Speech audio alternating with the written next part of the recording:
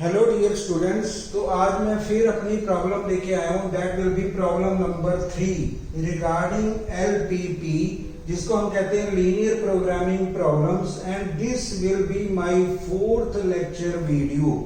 तो ये मैंने इसलिए बनाया है ताकि हमें ये क्लियर हो how to put the mix constraints. हम मिक्स कंस्ट्रेंट कैसे बनाते हैं रिगार्डिंग फॉर्मुलेशन ऑफ प्रॉब्लम। अब मैंने जो यहाँ पे कैटेगरी बनाई है that is regarding formulation of problem. अब यहाँ पे हमारा जो सीक्वेंस होगा, सबसे पहले हम फॉर्मुलेशन बनाना सीखेंगे, then we have to go with the graphic method, क्योंकि ग्राफिक और सिंपलेक्स में कई बार हमें डिस्क्रिप्शन दी होती है, हमें स्टोरी दी होती है। From the story, from the description हमें सबसे पहले फॉर्मुलेशन करना होता है, यानी we have to prepare the equations, then we have to solve. तो मैंने अपने एलपीपी के लेक्चर्स में थोड़ा मैंने ये पॉइंट लिया कि there should be separate set of formulation, ताकि हमें फॉर्मुलेशन बनाना क्लियर समझ आ जाए और हम इजीली फॉर्मुलेशन बना सकें। तो हमें सबसे पहले फॉर्मुलेशन करनी होती है, and that these types of videos are specially designed for formulation, क्योंकि लास्ट 2 प्रॉब्लम भी मैंने फॉर्मुलेशन में की थी। आज मैं ले रहा हूं problem number 3 regarding formulation of problem. तो ये हमारा होगा रिगार्डिंग मिक्स कंस्ट्रेंट्स। अभी हम फॉर्मुलेशन करेंगे, then after formulations we shall go with the graphic. उसके बाद हम ग्राफिक मेथड के बारे में अंडरस्टैंड करेंगे, कैसे हमें ग्राफिक में ऑप्टिमम पॉइंट को देखना है, how to locate the optimum answer in the graphic. तो ग्राफिक में भी हमें ऑप्टिमम आंसर देखना होता है, लोकेट करना होता है। और simplex that is another kind, वहां पे भी हमें अपने आंसर को, ऑप्टिमम आंसर को लोकेट करना पड़ता है इन द एलपीपी, जिसको कहते हैं लीनियर प्रोग्रामिंग प्रॉब्लम्स। लेकिन स्टिल अभी मैं यहाँ पे चल रहा हूँ फॉर्मुलेशन ऑफ प्रॉब्लम, ताकि हमें इक्वेशन को डिराइव करना क्लियर आ जाए, कैसे हम इक्वेशन को डिराइव करेंगे। तो मैंने लिया मिक्स कंस्ट्रेंट की प्रॉब्लम, उसको हम थोड़ा पहले स्टडी कर लेते हैं। प्रॉब्लम का स्टडी करना that will be most important. सबसे पहले हम इंपॉर्टेंट काम करेंगे, प्रॉब्लम को स्टडी करेंगे, then we can easily derive the equations. उसके बाद हम इजीली अपनी इक्वेशंस को डिराइव कर सकते हैं।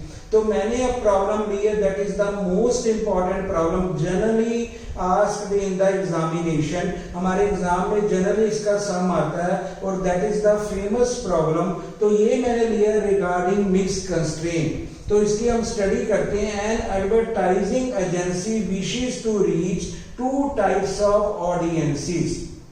अब हमारी जो एक एडवर्टाइजिंग एजेंसी है वो 2 तरह के ऑडियंस ग्रुप को रीच करना चाहती है।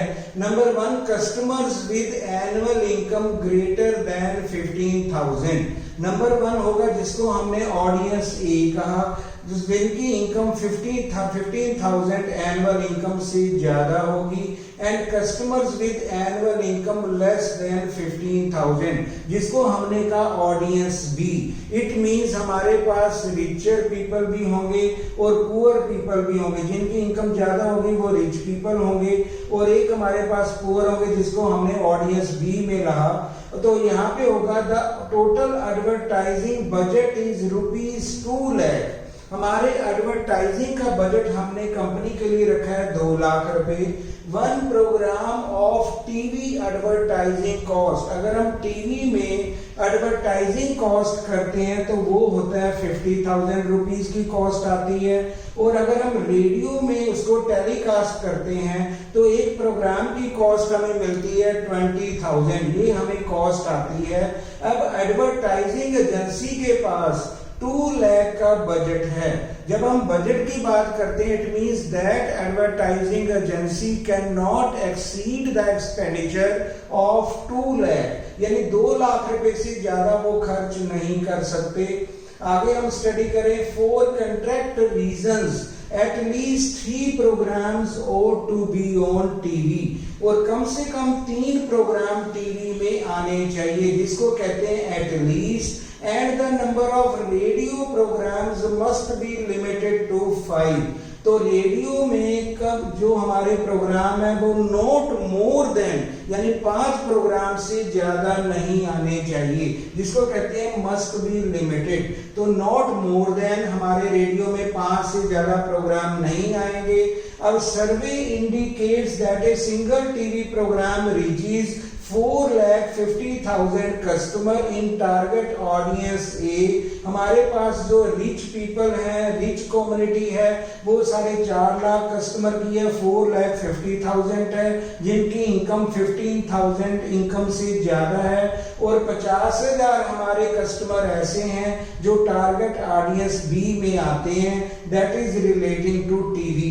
अब टीवी में 2 तरह के हमारे कस्टमर आ रहे हैं। जो ए होंगे वो 4,50,000 हमारे कस्टमर है, 4,50,000 है, और अगर ऑडियंस बी में है वहां पे 50,000 कस्टमर हैं।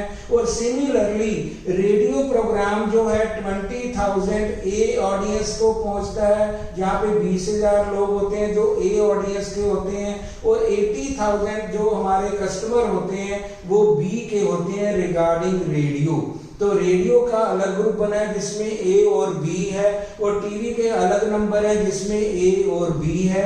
और हमें अभी determine the media mix to maximize reach, हमें डिटरमिन करना होगा अपनी इक्वेशन को जहां पे हम मैक्सिमाइज द रीच कर सकते हैं, क्योंकि जब भी हमारी एडवर्टाइजिंग की प्रॉब्लम होगी उसका ऑब्जेक्टिव होगा टू मैक्सिमाइज द रीच। जैसे हम कहते हैं प्रॉफिट रिगार्डिंग कंट्रीब्यूशन हमें मैक्सिमाइज करना होता है। जब भी एडवर्टाइजिंग एजेंसी का काम होगा हमें मैक्सिमम कस्टमर तक अपनी एडवर्टाइजिंग को पहुंचाना है, हमें अपने प्रोडक्ट की इंफॉर्मेशन देनी है।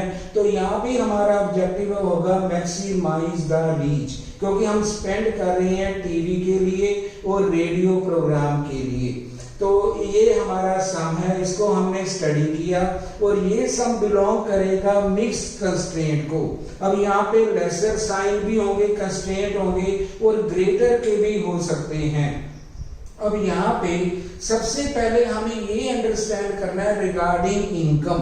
अब इनकम का जो मैटर है that is only matter for the rich people और पुअर पीपल। यहाँ पे 15,000 का कोई भी रेलेवेंस हमारी इक्वेशन में नहीं आएगा।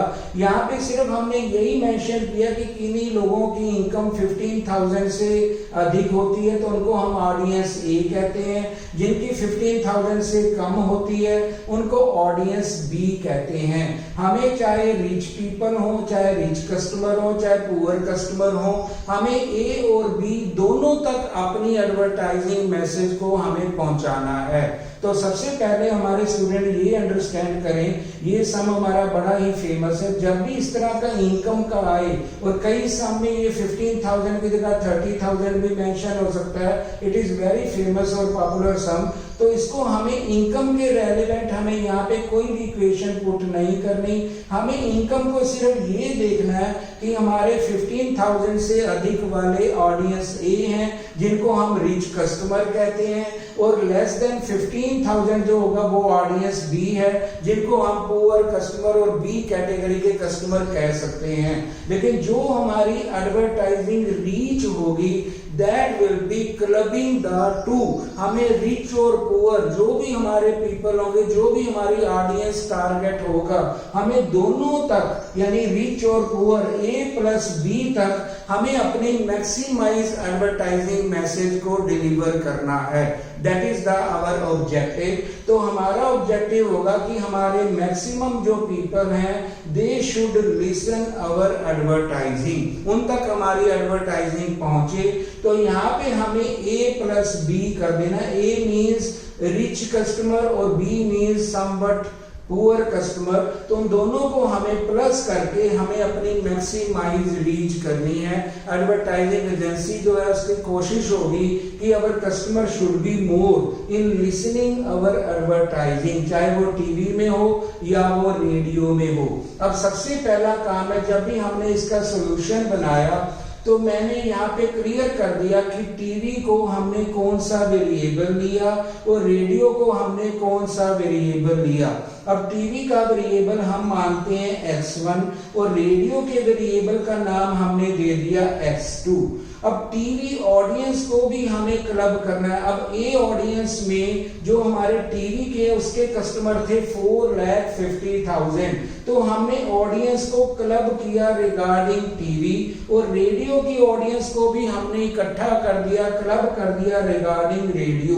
अब टीवी को जब हम क्लब करेंगे तो यहाँ पे होगा 4,50,000 कस्टमर प्लस बी ऑडियंस के होंगे 50,000 कस्टमर, जैसे हमारी स्टडी में लिखा है, डिस्क्रिप्शन में है। तो हमने दोनों ऑडियंस को प्लस कर दिया, तो TV should be separately plus और रेडियो को हमें सेपरेटली प्लस करना होगा।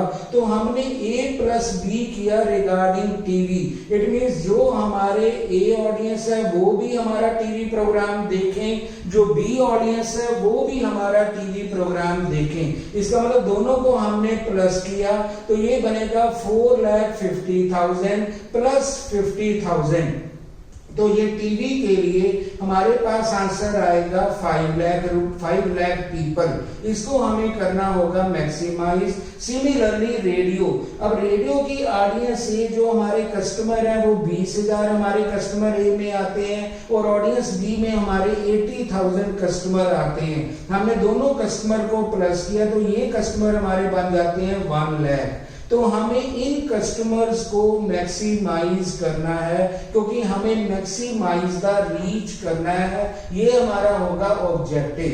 अब जब हम फॉर्मूलेशन बनाएंगे तो हमें करना होगा मैक्स जेड, क्योंकि एडवर्टाइजिंग को हम करते हैं मैक्स जेड, मैक्सिमाइज रीच हमें करनी है। तो टीवी का बन जाएगा 5 लाख x1, क्योंकि टीवी को हमने x1 माना है, और रेडियो हमारा है x2। अब रेडियो को भी हमने प्लस कर दिया, जो बनता है 1 लाख। तो ये बनेगा max Z 5 lakh x1, that will be regarding TV, और प्लस 1 लाख x2। अब 1 लाख कैसे बना? 20,000 plus 80,000 A plus B of radio, तो ये बनता है 1 लाख x2। तो ये हमारा होगा रीच फंक्शन, क्योंकि हमें ज्यादा एडवर्टाइजिंग डिलीवर करनी है, अपने ज्यादा लोगों तक डिलीवर करना है, हमारा ऑडियंस ज्यादा होना चाहिए। तो ये ऑब्जेक्टिव बनेगा मैक्स जेड, जिसको कहते हैं मैक्सिमाइज। अब हमने इसको कर दिया मैक्सिमाइज, तो हमने टीवी को लिया x1 और रेडियो को हमने लिया x2।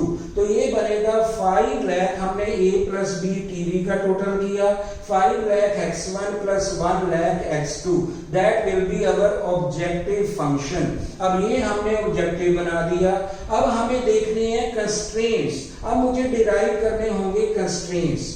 अब कंस्ट्रेंट के लिए हमारी कंपनी के पास बजट है ओनली 2 लाख रुपीस। तो जैसा मैंने अपने last video LPP number 2 video में मैंने कुछ अपने टिप्स दिए थे, तो वहां पे हमने मेंशन किया था जहां पे हमारा पॉइंट होता है बजट, तो बजट में हमारा कंस्ट्रेंट साइन होगा लेसर और इक्वल टू।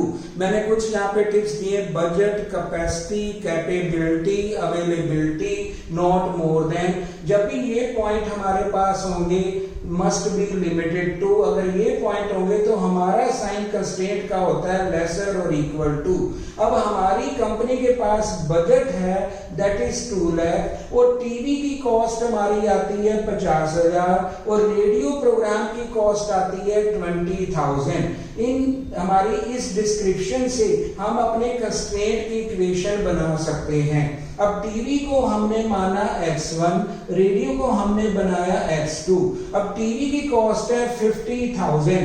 अब मेरी नंबर 1 कंस्ट्रेंट यहाँ पे बनेगा, ये बनेगा 50,000 x1 प्लस 20,000 x2, क्योंकि रेडियो की कॉस्ट है 20,000, तो ये बनेगा प्लस 20,000 x2 लेसर और इक्वल टू 2 लाख। क्योंकि जब भी हम बजट की बात करते हैं, whenever there is a budget, description में हमें बजट मेंशन लिखा आता है, it means that is not more then, इससे ज्यादा हम अपने एक्सपेंडिचर को एक्सीड नहीं कर सकते बजट। सो बजट में जब भी हमारा बजट मेंशन होगा तो हमें साइन देना होगा लेसर और इक्वल टू 2 लाख। तो इसका मतलब हमारे बजट एडवर्टाइज एडवर्टाइजिंग बजट या कॉस्ट कंस्ट्रेंट बनता है 50,000 x1 प्लस 20,000 x2 लेसर और इक्वल टू 2 लाख। ये हमारी इक्वेशन बनती है, क्योंकि हमारी टीवी की कॉस्ट है 50,000, रेडियो की कॉस्ट है 20,000 और 2 लाख से ज्यादा हमारा बजट नहीं है, नॉट मोर देन। इसका मतलब हमारा साइन होगा लेसर और इक्वल टू 2 लाख। तो इसको अगर हम सॉल्व करें इजीली, थोड़ा इसको यहीं पे हम इजीली सॉल्व करें तो ये 4040 विल बी कैंसल। इसको हम नेट कह सकते हैं इक्वेशन सिंपलीफाई करने के बाद। इसको हम कह सकते हैं 5x1 प्लस 2x2 लेसर और इक्वल टू 20। तो इसको हमने सॉल्व कर लिया, 0 should be cancel from both side, तो ये बनेगा लेसर और इक्वल टू 20। और ब्रैकेट में हम मेंशन करेंगे एडवर्टाइजिंग कॉस्ट कंस्ट्रेंट। ये हमारा एडवर्टाइजिंग कॉस्ट कंस्ट्रेंट है जो हमने इनकी स्टडी से बनाया। अब हम चलते हैं second equation. For contract reasons at least 3 program ought to be on TV. अब टीवी को हमने माना x1, अब कहते हैं कम से कम 3 program, at least there should be 3 programs on TV, और टीवी का हमारा वेरिएबल है x1। तो इसका सेकंड हमारी कंस्ट्रेंट इक्वेशन बनेगी x1 ग्रेटर और इक्वल टू 3, क्योंकि इसको हम कहेंगे प्रोग्राम कंस्ट्रेंट। तो जो भी हमने कंट्रैक्ट किया कम से कम 3 प्रोग्राम टीवी में होने चाहिए। तो यहाँ पे हमारा सिंगल वेरिएबल आएगा जो हमारी सेकंड कंस्ट्रेंट इक्वेशन में, तो ये होगा सिंगल वेरिएबल, क्योंकि टीवी के बारे में मेंशन है। टीवी को हमने माना x1, कहते कम से कम, तो मैंने पहले ही क्लियर कर दी, जब भी यहाँ पे हमारा डिस्क्रिप्शन में होगा एटलीस्ट हमारे पॉइंट होगा, तो एटलीस्ट में हम साइन देते हैं ग्रेटर और इक्वल टू। ये मैंने पहले अपने टिप्स में वीडियो नंबर 2 में क्लियर कर दिया। तो यहाँ पे होगा जब भी एटलीस्ट होगा साइन होगा ग्रेटर और इक्वल टू। तो मेरी सेकंड इक्वेशन बनेगी x1 ग्रेटर और इक्वल टू 3, और ब्रैकेट में हम मेंशन करेंगे प्रोग्राम कंस्ट्रेंट। तो ये भी बना दिया। अब उसके बाद कहते हैं number of radio program must be limited to 5, लेकिन जो रेडियो के प्रोग्राम है वो 5 से ज्यादा नहीं होने चाहिए, not more then, not exceeding, और जिसको हम कह सकते हैं मस्ट बी लिमिटेड टू। जब ये हमारे वर्ड्स अपीयर होते हैं, डिस्क्रिप्शन में लिखा होता है, इसका मतलब होगा ये साइन होगा अगेन लेसर और इक्वल टू। तो रेडियो को हमने माना x2, तो यहाँ पे आया मस्ट बी लिमिटेड टू, यानी not more then, not exceeding. तो यहाँ पे होगा हमारी थर्ड इक्वेशन बनेगी x2, जिसको हमने रेडियो माना, तो रेडियो हमारा x2 वेरिएबल होगा, तो ये बनेगा x2 लेसर और इक्वल टू 5। तो इसके ब्रैकेट में भी हम मेंशन कर देंगे प्रोग्राम कंस्ट्रेंट। तो जब भी हम इक्वेशन बनाएं तो दैट विल बी क्लियर कि इसके ब्रैकेट में हमें मेंशन कर देना चाहिए कि ये कॉस्ट का कंस्ट्रेंट है, ये हमारे प्रोग्राम का है, ये हमारा रॉ मटेरियल का है, ये हमारी लेबर का कंस्ट्रेंट है, ये हमारे आवर्स का है। तो यहाँ पे हम ब्रैकेट में मेंशन कर देते कि व्हाट इज बीइंग हैपेंड, क्या हो रहा है, कैसे हमारी डिटेल है। अब यहाँ पे हमारी डिटेल में लिखा है कि हमारे प्रोग्राम जो हैं must be limited to 5 in radio. तो रेडियो को हमने x2 माना, तो ये बनेगा लेसर और इक्वल टू 5, ब्रैकेट में हमने मेंशन कर दिया प्रोग्राम कंस्ट्रेंट। तो ये हमारी इक्वेशन बन गई है। ऑब्जेक्टिव भी आ चुका है। सबसे पहले हमने ऑब्जेक्टिव को पुट किया by adding a plus b, total कर दिया, टीवी को इकट्ठा कर दिया, रेडियो को हमने इकट्ठा कर दिया। That should be maximize, advertising हमें मैक्सिमम रीच तक करनी होती है। तो नंबर 1 हमें कॉस्ट कंस्ट्रेंट लिया, टीवी की कॉस्ट भी 1 है, रेडियो है, टोटल बजट है, तो ये सारी कॉस्ट को हमने नंबर 1 कंस्ट्रेंट में बनाया, जिसको कहेंगे एडवर्टाइजिंग कॉस्ट कंस्ट्रेंट। उसके बाद प्रोग्राम की बात आई। अब जो थर्ड पॉइंट होगा वहां पे हमें मेंशन जरूर करना होता है रिगार्डिंग नो नेगेटिविटी कंस्ट्रेंट, और वो बनेगा where x1 variable and x2 variable are always greater और इक्वल टू 0। ये हम जरूर मेंशन करते हैं, क्योंकि जो भी हमारे वेरिएबल हैं या तो ये 0 होंगे या ग्रेटर देन 0 होंगे। These are non negative variable, ये वेरिएबल कभी नेगेटिव नहीं होते। तो ये मैंने इक्वेशन बनाई है, that is the most important question. तो इसको हम कह सकते हैं mix constraint and that will be problem number 3, क्योंकि हमने 2 प्रॉब्लम्स पहले लास्ट वीडियो में एक्सप्लेन कर दी हैं। अब कमिंग इन द सीक्वेंस, अब मैंने प्रॉब्लम नंबर 3 में मिक्स कंस्ट्रेंट थोड़े बनाए हैं, जहां पे हमें कई बार ग्रेटर का साइन भी मिलता है और कई बार हमें लेसर का भी मिलता है। तो इन प्रॉब्लम को हम ग्राफिकली भी सॉल्व करेंगे, लेकिन अभी तक मैंने अपने पॉइंट को यही बनाया कि हमें पहले फॉर्मुलेशन, अपने स्टेप को क्लियर अंडरस्टैंड कर लेना चाहिए। How to formulate the equations, problem को कैसे फॉर्मुलेट करें, then we have to go with the graphic. उसके बाद हम इन सभी क्वेश्चन का ग्राफिक सॉल्व करेंगे। इक्वेशन हमारे पास बनी होगी, इसको graphically we have to solve with the optimum answer, क्योंकि एलपीपी हमें प्रोवाइड करता है द बेस्ट ऑप्टिमम आंसर। जो होगा वो मैक्सिमाइज में हमें मिलेगा। अगर ऑब्जेक्टिव हमारा मिनिमाइज होगा तो हमें मिनिमम मिन जेड में हमें आंसर, ऑप्टिमम आंसर हम अचीव करेंगे।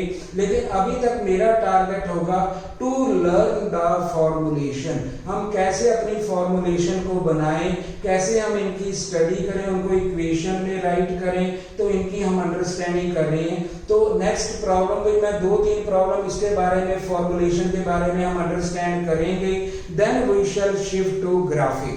Thank you very much.